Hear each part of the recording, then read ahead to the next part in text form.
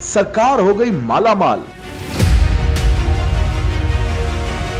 सरकारी तहखाने से करोड़ों नकदी और सोना निकल आया।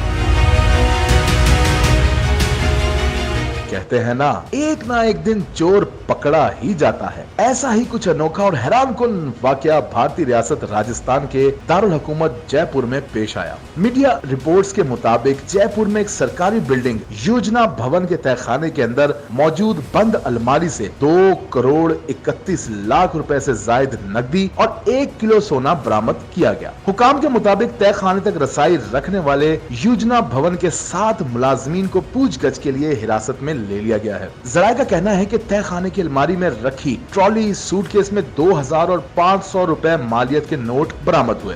एक अलमीरा में तो फाइलें मिली और एक अलमीरा के अंदर एक बैग और एक सूटकेस मिला, जिसको उन्होंने खोल के देखा तो उसके अंदर करेंसी नोट पैसे थे। दूसरी जानिब पुलिस का कहना है कि ये कवरी एक ऐसे दिन हुई जब एक मरकजी बैंक ने 2000 रुपए के करेंसी नोटों की गर्दी से मुतल्लिक पुलिस को आगाह किया।